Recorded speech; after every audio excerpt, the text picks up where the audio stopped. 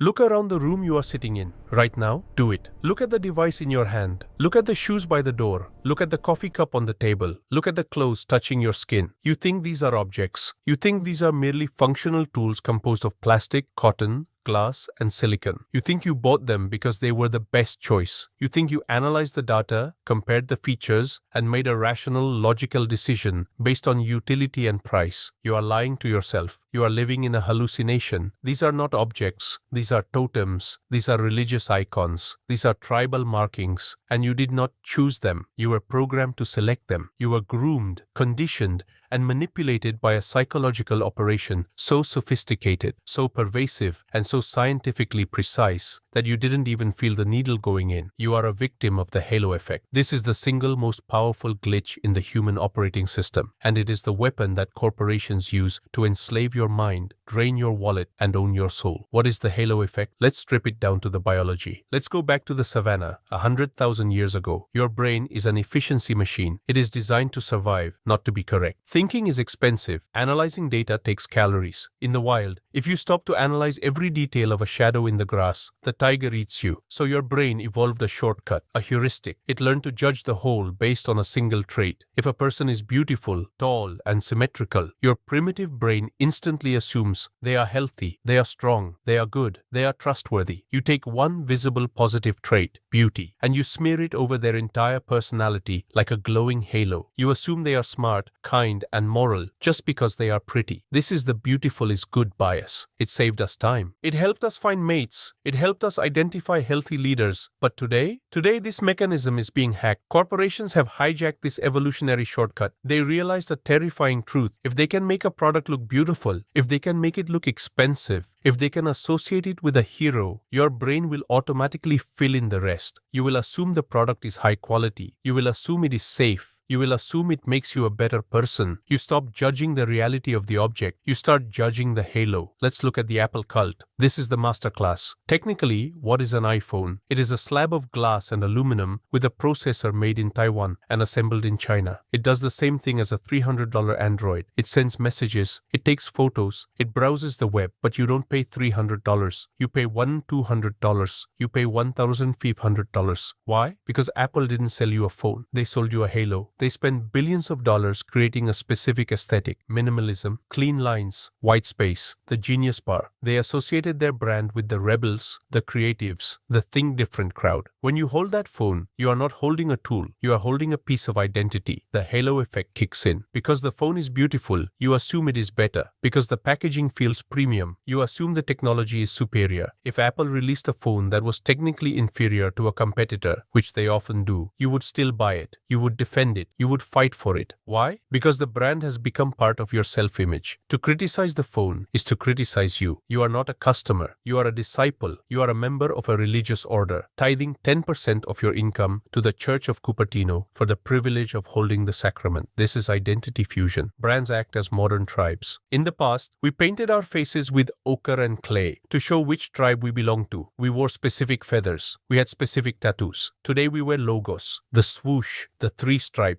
the bitten apple. These are not design choices. These are signals. When you wear Nike, you are signaling, I am an athlete. I am disciplined. I am a winner. Just do it. Even if you are fat, lazy, and sitting on a couch eating Doritos, wearing that swoosh makes you feel like Michael Jordan. This is magical thinking. It is the belief that by touching the totem of the god, the power of the god transfers to you. Corporations know this. They pay athletes millions of dollars, not because the athletes are good engineers, but because they are demigods. They take the halo of the athlete, their strength, their victory, their glory, and they stitch it onto a piece of rubber and canvas made for $5 in a sweatshop, and they sell it to you for $200.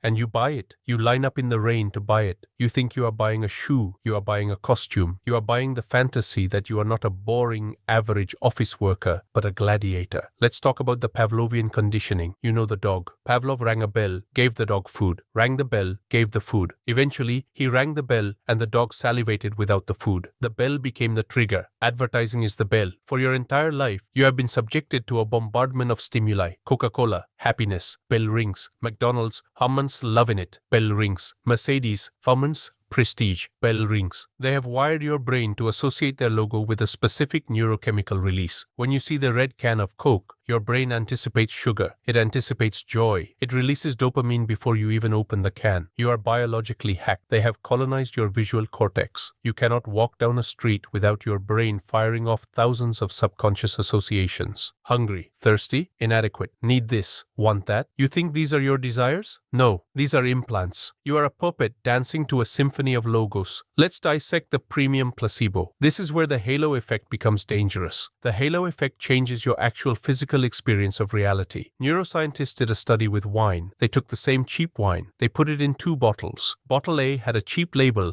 and a $5 price tag. Bottle B had a fancy, elegant label and a $90 price tag. They put people in an fMRI machine, which scans brain activity, and gave them the wine. When people drank the $90 wine, they didn't just say it tasted better. It actually tasted better. The pleasure centers of their brain lit up significantly more. Why? Because the expectation created by the price tag altered the sensory processing. The halo of the price tag changed the reality of the liquid. You are eating the price tag. You are drinking the label. This is the marketing placebo effect. If you buy Tylenol for $10, it cures your headache faster than the generic acetaminophen for $2. Chemically, they are identical, molecule for molecule. But biologically, the Tylenol works better because you believe in the brand. The brand is the active ingredient. The brand is the drug. You are paying a 500% markup for a story. You are paying a tax on your own gullibility. And the corporations know this. They know that if they lower the price, you might actually buy less. Why? Because a low price breaks the halo. If Rolex started selling watches for $500, nobody would want them. The utility of a Rolex is not to tell time. A $10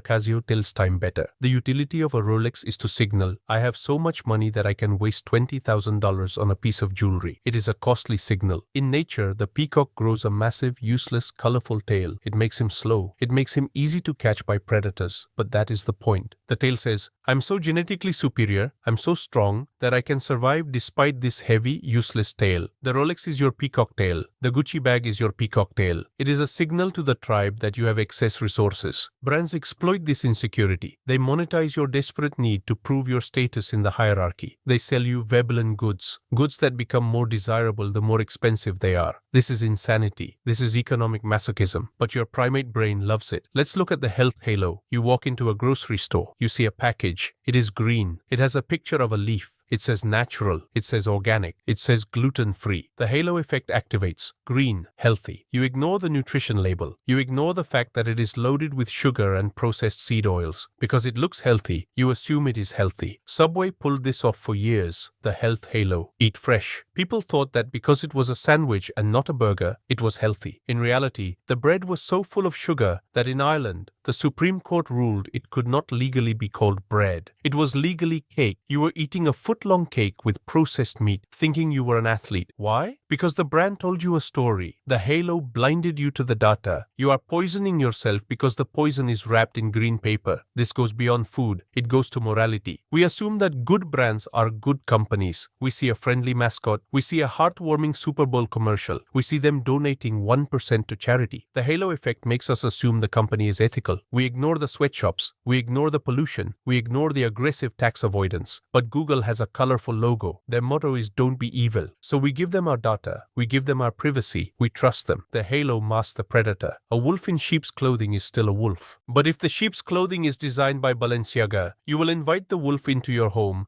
and offer him dinner. You have to understand the scale of the lie. You are not fighting a fair fight. On one side, there is you, tired, stressed, distracted, emotional. On the other side, there are armies of PhD psychologists, neuroscientists, data analysts, and designers. They have mapped your brain. They know your triggers better than you do. They test thousands of colors to find the exact shade of blue that makes you trust them. They test thousands of sounds to find the exact crunch of a chip that makes you crave more. They are engineering addiction, and you walk into the store thinking you have free will? You have no free will. You have a menu of options that they selected for you. You are walking through a labyrinth they built, finding the cheese they placed, and feeling proud of your discovery. This is the primal code of control. Control the symbol, and you control the mind. Control the halo, and you control the judgment. You are living in a world of surfaces, a world of shiny veneers covering rot, and you are paying for the privilege of being deceived. Why does this matter? Because as long as you are chasing the halo, you are empty. You are trying trying to fill a spiritual void with consumer goods. You are trying to buy confidence with a car. You are trying to buy beauty with a cream. You are trying to buy belonging with a sneaker. It will never work. The halo is a hologram. You can try to grab it, but your hand will go right through it, and you will be left standing there with a lighter wallet, a cluttered house, and the same empty feeling in your chest. You need to wake up. You need to shatter the halo. You need to see the object for what it is. Matter, material, cost, utility, nothing more. There is no magic in the logo. The magic is a lie, but we are just getting started. This is just the surface. We have only talked about the objects. We haven't talked about the identity. We haven't talked about how brands are literally rewriting your memories. We haven't talked about how they use fear to sell you safety. We haven't talked about the brand loyalty scam, which is just Stockholm Syndrome with a rewards card. You think you love your brands? You don't love them. You are addicted to them. And like any addict, the first step is admitting you have a problem. Look at your phone again. Does it define you? If you lost it, would you feel like you lost a limb? If the answer is yes, you are deep in the halo, and we are going to need a sledgehammer to get you out. We have established that you are in a cult, but cults don't just use attraction, they use terror. Let's talk about the strategy of manufactured insecurity. If I want to sell you a solution, first I must sell you a problem. If you are happy, you are a bad consumer. Happy people don't buy things. Happy people are content. Contentment is the enemy of GDP. So the entire machinery of modern marketing is designed to shatter your self-esteem. They look for a biological vulnerability, a smell, a hair, a wrinkle, and they weaponize it. They turn normal biology into a pathology. Look at halitosis, bad breath. Before the 1920s, bad breath was just breath. Nobody cared. It wasn't a social death sentence. Then came Listerine. They were selling a surgical antiseptic. They wanted to sell it to the masses. So they invented a disease. They ran ads showing sad, lonely women. Always a bridesmaid, never a bride. Why? Because of halitosis. They linked biology to social exclusion. Your primitive brain is terrified of exclusion. In the tribe, exclusion means death. Listerine hacked your amygdala. They told you, if you don't rinse with this burning chemicals, you will die alone. And it worked. They created a billion-dollar industry out of thin air, literally. Look at the anti-aging industry. This is a war against time. This is a war against reality. A wrinkle is not a defect.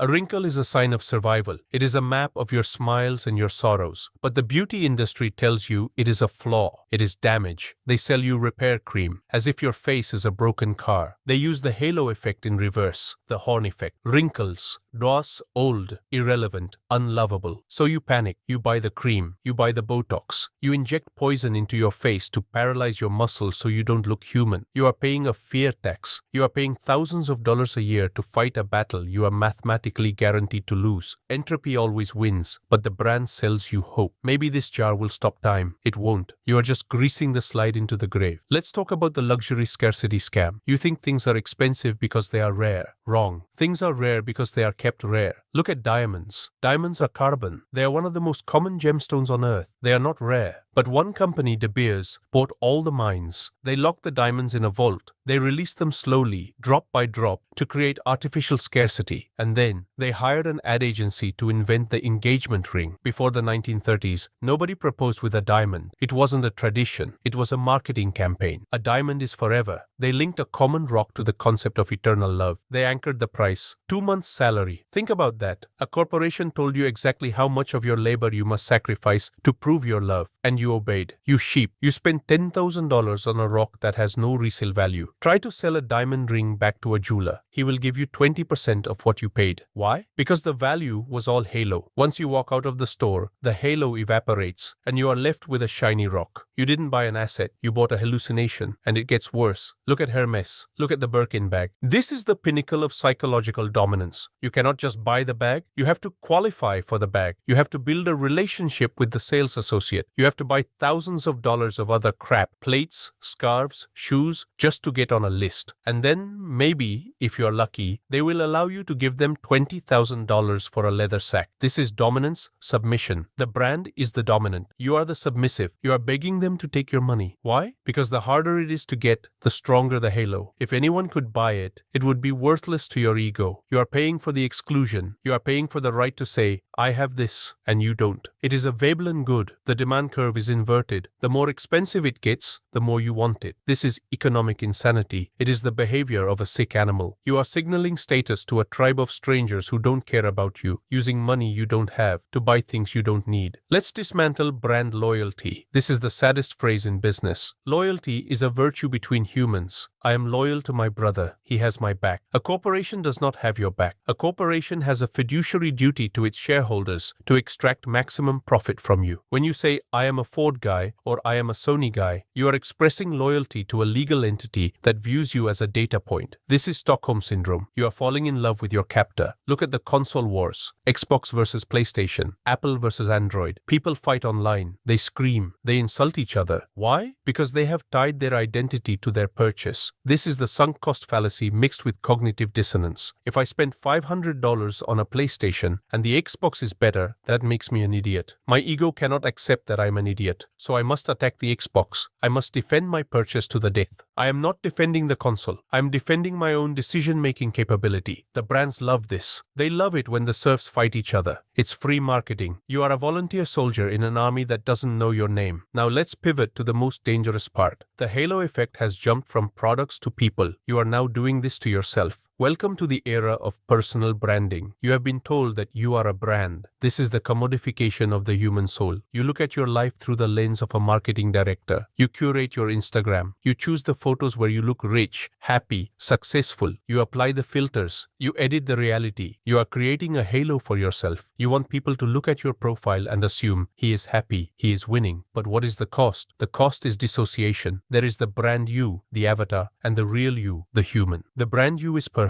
The real you is anxious, tired, and broke. The gap between the halo and the reality is getting wider every day. And inside that gap, mental illness grows. You feel like a fraud because you are a fraud. You are selling a lie to your friends, and you are depressed because they are buying it. They love the avatar, not you. If you showed them the real you, the messy, unbranded you, would they stay? You don't know. And you are too scared to find out. So you keep polishing the halo. You go into debt to fund the lifestyle of the avatar. You buy the clothes to take the picture to get the likes to validate the halo. It is a loop of madness. You have become the CEO of a company called Me Inc. and the product is a lie. And how do we judge others? We use the halo effect on them. We swipe left or right in milliseconds. Hot, lakaj, good. Rich, harish, good. We treat dating like Amazon shopping. We look at the specs. We look at the packaging. We don't look for a soul connection. We look for a brand match. Does this person fit my aesthetic? Do they look good on my feed? We are not building families. We are building collabs. We are merging personal brands for maximum engagement. And then we wonder why the divorce rate is so high. Because when the halo fades, and it always fades, you are stuck with a stranger. You marry the logo, but you have to live with the product. And the product is flawed. The product gets sick. The product gets old. If you bought the relationship based on the halo, you will return it when the shine wears off. This product is defective. I want a refund. That is how we treat human beings now. Disposable, replaceable, upgradable. You need to understand the stupidity tax. Every time you buy a branded item, you are paying a tax. Let's do the math. A designer t-shirt costs $5 to make. Materials, labor, shipping. It sells for $500. The $495 difference is the stupidity tax. That is the price of the halo. That $495 goes to the ads, the celebrity endorsements, the shareholders. It does not go to the quality. Cotton is cotton. You are transferring your wealth, your hard-earned life energy, to a corporation in exchange for a symbol that tells the world, I can be tricked. You think it signals status. To the people who know how the game is played, it signals gullibility. When a wolf sees a sheep wearing a golden bell, he doesn't think the sheep is rich. He thinks the sheep is lunch. Look at the billionaires. Look at the real power players. Do they wear giant logos? No. They wear quiet luxury or simple clothes. Mark Zuckerberg wears a plain t-shirt. Why? Because he is the halo. He doesn't need to borrow status from a brand. He has the power. Only the poor and the middle class are obsessed with logos because they are desperate to prove they are not poor. The brand is a bandage on a wound of insecurity, but the bandage is expensive and it keeps you poor. It is a trap. You spend money to look rich, which guarantees you will never be rich. So where does this leave us? You are surrounded. Your phone is lying to you. Your clothes are lying to you. Your mirror is lying to you. You are judging the world through a distorted lens that was ground by ad agencies. You trust the wrong people because they look the part. You buy the wrong things because they feel right. You are chasing ghosts. And the scariest part? The AI is making the halo stronger. We talked about AI before. Now imagine AI generating perfectly targeted ads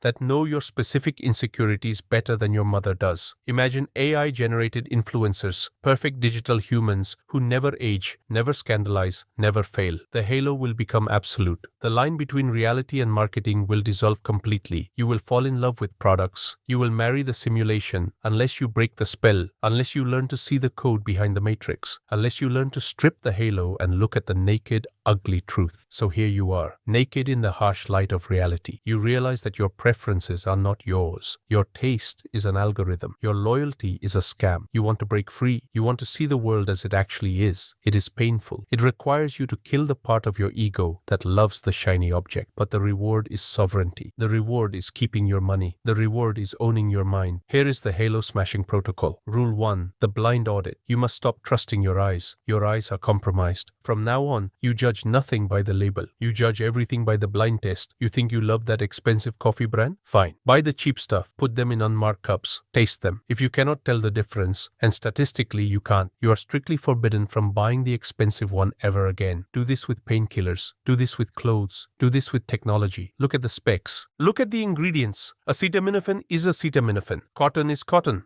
4K is 4K. If the specs are the same, the price difference is the idiot tax. Do not pay it. Train your brain to read the data, not the story. When you look at a product, mentally blur the logo. Ask yourself, if this was sold at a gas station with no branding, would I still want it? If the answer is no, you don't want the product, you want the halo. Walk away. Rule 2. The no logo mandate. This is a rule for your personal dignity. Stop being a walking billboard. When you wear a giant logo across your chest, you are working for that company. You are advertising for them. Are they paying you? No, you paid them. You are paying your master for the privilege of wearing his collar. It is pathetic. From this day forward, adopt the no logo policy. If a shirt has a visible logo, don't buy it or rip it off. Wear plain colors. Wear unbranded gear. This forces you to develop actual style. Style is not about buying the right brand. Style is about fit, color, texture, and silhouette. A man in a perfectly fitted $20 t-shirt looks better than a man in a baggy $500 Gucci shirt. When you remove the logos, you remove the crutch. You have to stand on your own 2 feet. You become a mystery. People cannot categorize you. They cannot price tag you. That is power. Rule 3. The cost per use razor. The halo effect creates irrational math. It costs $1,000, but it will last forever. Usually it won't. You need cold, hard calculus. Before you buy anything expensive, calculate the cost per use. A $300 blender you use every morning for 5 years costs pennies per use. That is a good buy, not because of the brand, but because of the utility. A $500 jacket you wear twice a year because you are afraid to get it dirty. That costs $250 per use. That is insanity. If you are afraid to use it because it is too nice, you do not own it. It owns you. You are the storage unit for the object. Only buy things you are willing to destroy through use. If you can't afford to replace it, you can't afford to buy it. Break the sacred aura of the object. It is stuff. It is meant to serve you. Rule 4.